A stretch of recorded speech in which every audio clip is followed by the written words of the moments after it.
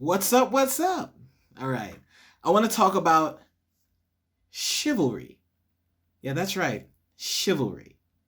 I don't know if you ever heard the term, right? Like when men take women out and like they don't open the door or they're not talking in a mild mannered way, you often hear that term, right? Chivalry is dead because the man doesn't want to treat the woman nice in that old timey way, right? We kind of we have this reminiscent view, I think, when it comes to chivalry. It's something that we in the olden days that we aspire to. We have to be chivalrous and we have to be nice.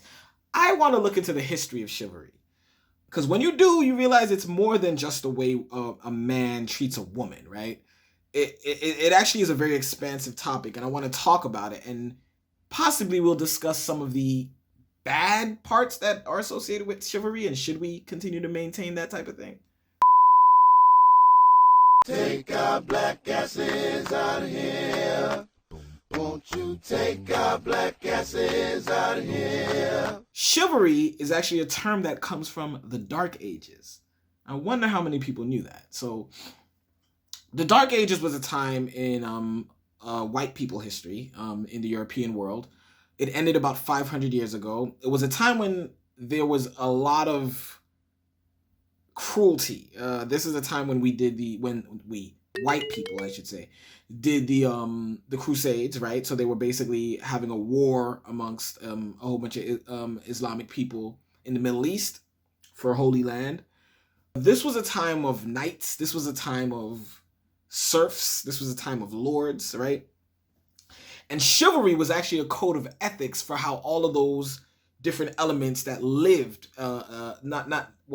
elements and people that lived during the Dark Ages. Chivalry was a code that governed how they treated each other. So it was simply a code of behavior. It basically advised on how the Lord should be respected, what space the Lord held within that society. It also spoke about where the serf, or the serf is the person who basically has no rights. He lives at the bottom of that class system, right? How they should be treated and who should they show respect to. The chivalry also governed the behavior of knights, and the way knights treated ladies. And the reason why I want to dig into this is because a lot of women nowadays say that, oh, chivalry's dead. We need to get that old-timey feeling of treating women right back, right? That goes part and parcel with, I would argue, that, that nice way of treating women that comes from the olden days and chivalry. All of that goes part and parcel with the mistreatment of women. And let me explain why. Chivalry saw women as second-class citizens. And you shouldn't be too surprised by that, being that, the Dark Ages ended 500 years ago, was olden times. So yeah. And chivalry required men within a society to look after women. But not because they're women and we love them and we respect them. No. More because, they're women, they're inept, and they can't do shit, and we're stronger than them, we're better than them. So we're going to open doors, and we're going to treat them nicely and use kind words to my lady and crap like that, right? I think this is important because it gives you a full history on where it comes from. So when we're saying things like, I wish chivalry would come back, chivalry is dead, I don't know if you're that sure about that. The chastity belt was something that was developed during the times of chivalry, during feudalism. What that was, if you don't know, is basically a band that a woman would put around her vagina, around her, whole reproductive area there. And when the man is away, the woman can't, he don't want his woman messing around because, again, women are second-class citizens. They're property. So you're going to put that band around you, and when I come back from war or come back from wherever the hell I'm at, you're still going to be pure and virtuous, my lady, and on all this type of shit like that. That's the historical context, right? Now, you can argue to me that we shouldn't judge something based on its history because a lot of times the histories change, right? So chivalry was something that was pretty fucked up, I think, because it governed a system that was fucked up. Feudalism is one of the most harshest conditions to live under. There's no power for the people at the bottom, and there's all power for a couple of people at the top. It's an aristocracy. It's an oligarchy, right? So it's not a good form of government. I find it funny that we forgot all about chivalry, right? We forgot about all of the other aspects that are associated with chivalry, like how the lord, the code of behavior for how the lords treat the serfs, how the serfs are supposed to be subject to the lords, right? We forgot all about that because all of those things went away. We don't have lords, we don't have knights, we don't have serfs, right? That's not a thing anymore. So why is it that we still maintain the term chivalry only in reference to women? I find that so interesting because chivalry, like I said, was a whole system that governed behaviors of all types of people. So why is it that we're only holding on to it in reference to women? And I don't know, I don't have the answer for that, but I do think that our whole idea of chivalry, it needs to move on because we maintain that word, and I would argue that we maintain the ideologies behind the word, even though we don't even know what they are. We don't even know that chivalry had that deep of a definition.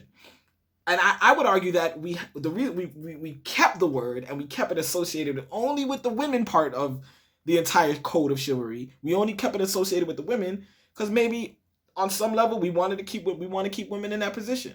Now, granted, people are gonna think I'm crazy, conspiracy, whatever. I don't know, but I do think it's weird that we don't know what chivalry is unless we're talking about women. When chivalry, in fact, included so much. I should have probably looked more into that. I don't know, but I didn't find anything. What I want to come away with is I don't think that women should not have doors open for them because of chivalry. I don't think that men should not treat women right because chivalry was a thing and chivalry was negative against women. That's not what I'm saying. What I'm saying is I think that we need to move past chivalry. Is chivalry dead? Yes. Should it stay dead? Yes. We need to have a new code of how a new understanding, I think. We're not gonna open doors for women and treat women nicely because they're lesser than us, which is what chivalry teaches us. Why don't we do that because we love them and we're stronger. Men are generally stronger, like anatomically speaking.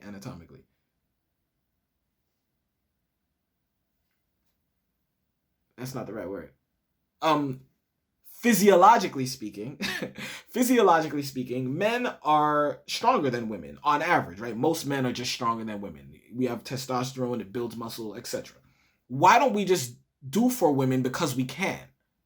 And because we're living in this world right alongside them, and let's just take care of them without having these thoughts of superiority or thoughts of, which gender is better type of thing. You know what I mean? Because when you bring up, you cannot have a discussion about chivalry and not drag all of those things along with it, those negative parts of it. I don't think so. So let's change our understanding of how we deal with women, I think. And let's be good to them, and let's be open doors and be the biggest gentleman you can, but not because they're less than you, because you want to. And maybe that's something that we'll have to come to as a society. Maybe we're already there. I don't know. But I wanted to just do a little highlight about what chivalry is, and you decide how you want to live your life. Do what you got to do. Take our black asses out of here. Won't you take our black asses out of here? Won't you come save us, catch up and kill all these crackers? Come save us, catch up and kill all these crackers. Come save us, catch up.